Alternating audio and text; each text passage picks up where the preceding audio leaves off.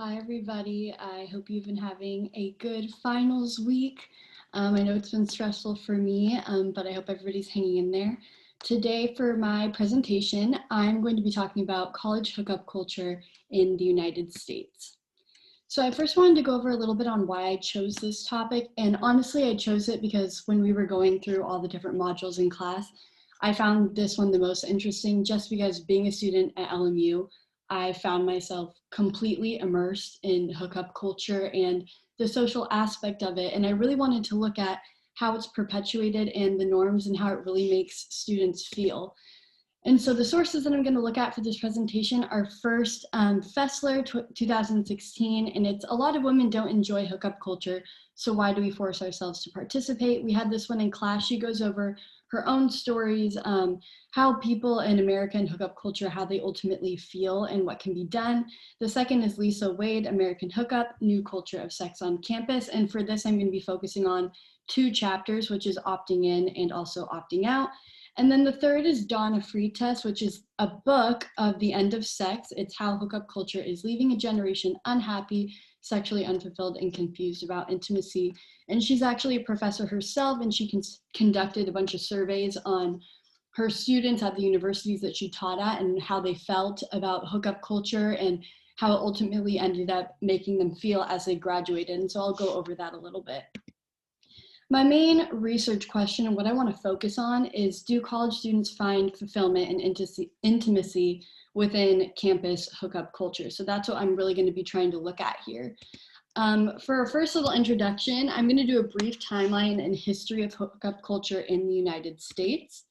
So I'm going to start off with the origins of hookup culture. So beginning in the 1920s, this was kind of the first time in history that youth routinely socialized in mixed sex groups. There's a lot of city life, people were going out, and this was without supervision. And this is also when college attendance became a lot more accessible to people. Then in the 1930s, things kind of took a little bit of a shift when going steady became more of the norm. This was because monogamous long-term dating was in response to the Great Depression and losing men in World War II. So people were trying to settle down and make commitments. Then further on down the road, 1980s, this is when things start to take more of a turn. The legal drinking age is raised in 1984, and fraternities started to begin and dominate the campus scene. And I put this reference here to Animal House because that came out in 1978 and then got a ton of attention in popular media with how fraternities act on campuses and how they began to take over, and also in relationship to hookup culture. And then we get into the 2000s and the 2010s, and this is when the domination of hookup culture really took over. And I'm going to look a little bit more at that and why it has exactly dominated the 21st century. Some of the main reasons that I found when I was researching was, one, medical advancements. There wasn't a threat of AIDS and sexual encounters like there was hugely in the 80s and 90s, so that was no more of a threat. The second is widespread availability and acceptance of porn. This became a lot easier with the next one, which is advancement of technology and social media. A bunch of dating apps began to pop up like Tinder and Hinge and Bumble, and also Instagram, and being able to communicate with people much more easily. And the fourth one is there's a lot wider landscape of women's sexual liberation and female empowerment. So for my second part, I'm going to go over a little bit on definitions and the perpetuation of hookup culture. For some working definitions, first, we have hookup culture, and this is the acceptance and encouragement of casual sexual encounters, including one-night stands and other related activity, without necessarily involving emotional intimacy, bonding, or a committed relationship per se. And then a subset of this is what Fessler liked to call pseudo relationships.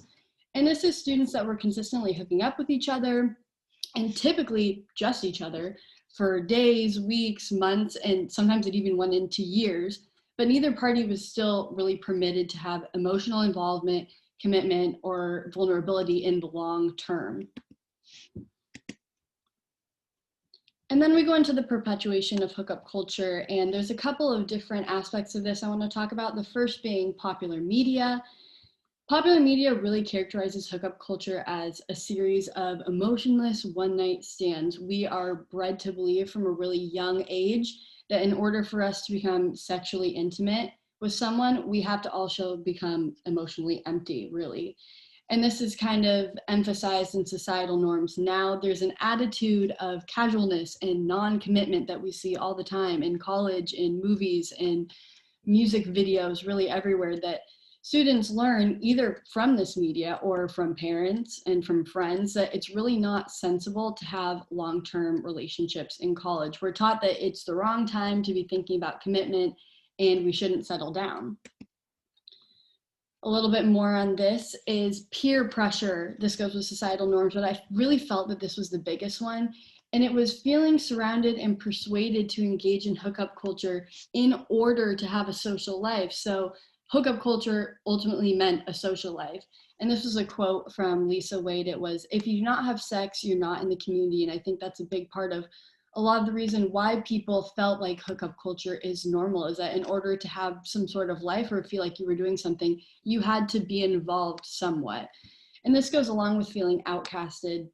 We're taught to believe that hookup culture is normal, that everybody's doing it, and if there's something wrong with them if they're not enjoying it too. And that's from Donna Frieta's book. You're kind of labeled as antisocial or weird or an outcast if you opt out of the hookup scene. If you choose that's not what you want to do and you want to stay in and kind of focus more on yourself, then that's weird. You have no life. This was a quote that I found to be really powerful from Wade, and it was, "Hookup culture effectively forces people to have sex or be seen as some sort of pariah." The third thing I want to focus on here is, why do students participate or choose not to participate in hookup culture? So why students who choose to participate, here are some of the reasons. The first I thought was acceptance and perpetuated beliefs, or giving into peer pressure like I talked about before. Social pressure really drives students to buy into the commitment-free hookup lifestyle that's really casual and nobody talks about it, but it's there. And also the fear of being a social outcast. You don't want to be thought of as weird or as a loner, so you just choose to go with it anyway. The second is wanting the college experience. There's a sense of sexual freedom when you go to college because you're not being restricted by your parents, you're not being restricted by your house, you're finally out on your own, you have your own place, and you can really do whatever you want. And it's kind of this free zone. So society doesn't necessarily look down on young adults being promiscuous. It's kind of accepted. Drinking underage and misbehaving is fine. People expect that of you when you're in college. Here's another quote by Frida. It's, "College is a good time to be a little bad." It's that kind of that mindset that people think, you know, this is a time where I can really do whatever I want and there aren't that many consequences because I'm young and I can. A little bit more on why students choose to participate in hookup culture is also having a relationship without burdens. A lot of the talk is that there's no time for romance. You're doing school, you're focusing on career, and you're taking advantage of opportunities and meeting new people while you're focusing on your own personal development, and that doesn't really leave much time for anything else. So you can go and be involved in the hookup culture and have some feelings of being attached to another person, but it's not a long-term commitment. And then the fourth is that there's an ultimate goal of commitment, which is why you are participating. So you're kind of going along with this hookup culture to please men in hopes that maybe a casual encounter could turn into some sort of long-term commitment. Students who choose not to participate in hookup culture, these are the main categories that I found, were either one, you were uncomfortable with hookup culture, you had a preference to build long-term commitments, and this doesn't really bother you. So you focus on that and you just chose not to engage. The second, and this is a big one, is religion. A lot of students found that they were saving sex for marriage. They wanted to wait until they were in a committed and loving long-term relationship, and so they decided to opt out. And the third is facing some sort of external crisis. This could be in career, this could be in school, this could be in your family, but it just really didn't allow you to make that time to participate in hookup culture, and so you didn't. The fourth thing is how students feel as a result of participating in hookup culture. And this is kind of the main point of my presentation, is focusing in on how people are feeling after the fact and kind of bringing more attention to that because it's something that's not talked about. Here's a quote by Fessler, and it was, "With time inevitably came attachment, and with attachment came shame, anxiety, and emptiness." I really resonated with that quote, and I think a lot of people who feel that they are surrounded by hookup culture do too. which is why I added it in there. And so how do students really feel as a result of participating in hookup culture? The first one was anxiety and depression. Students that were participating in hookup culture started to have really harsh judgments about themselves. They felt guilty. They had really low self-esteem and just feelings of shame and emptiness. The second, which goes hand in hand in that, was loneliness. They were going along with hookups to ultimately end up alone. And so it brought about this feeling of self-doubt and emotional instability, like, what possibly could I be doing more? I'm participating. Why do I still feel alone? Why is there no sort of long-term commitment? The third is a stronger desire for commitment. They're privately wishing for a world of romance and dating within hookup culture. And a lot of people felt that way, but nobody is talking about it. And the fourth is that students were ultimately unable to navigate finding intimacy and commitment in the long term. Students, when they were leaving college, kind of sensed that there was something missing from their lives, but they had no idea how to find intimacy or who could help them find it. Another quote from Frita's book is, students today are graduating college either unhappy or ambivalent about their sex lives and unable to imagine a more fulfilling alternative. So here's a survey that was in Frita's book that I found to be really powerful because it gets to show you kind of an overlook of how students are feeling, even though they're not talking about it. It's anonymous, you're able to really show your feelings. And it was with 2,500 male and female students at 7 different schools. 45% of the students at Catholic colleges and 36% at secular schools said that they did not personally feel casual about sex, but they believed that everybody else around them did. And then 23% said they generally didn't care about hookups they had. It was just kind of a part of the deal when you went to college. And then 41% expressed sadness and even despair about hooking up, feeling that it robbed them of healthy, fulfilling sex lives, positive dating experiences, and loving relationships. What I want to get into now is the truth about hookup culture and what can be done. This ultimately means talking about what sex really means. And what I found is that sex is undoubtedly related to emotions, trust, curiosity, and self-awareness. Sex isn't something that human relationships should be treating as like each other with a means to an end. Another quote by Fessler was, "To attempt to separate emotions from sex is not only illogical, given that emotion intensely augments pleasure, but it's almost impossible for all women." So where can we go from here and how can this be avoided?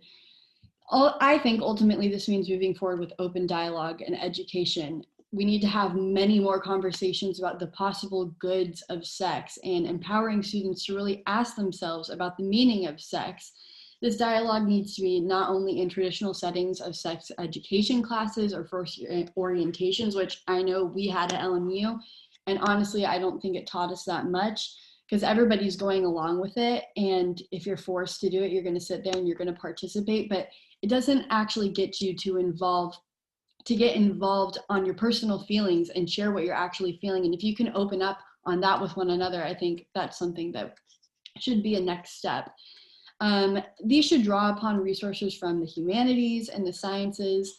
And it just means having open and honest conversations, not only between the students, but with professors at the college too. Honestly, I think this class has been a great way to do that. I wish that everybody was required to take this class, because I think it would really allow students for the opportunity to be more honest with themselves and with each other and try and save themselves from that feeling of that they don't know where to find intimacy or commitment. So that's been really helpful for me personally. Thank you for such amazing semester. Here are my references down below, but I've really enjoyed this class. And just as I said, I wish everybody had to take it because I think it would allow students to feel that they're really not alone in this experience and most of their emotions are probably justified with each other. So thank you everybody so much for listening, and I hope you have a great rest of your finals week.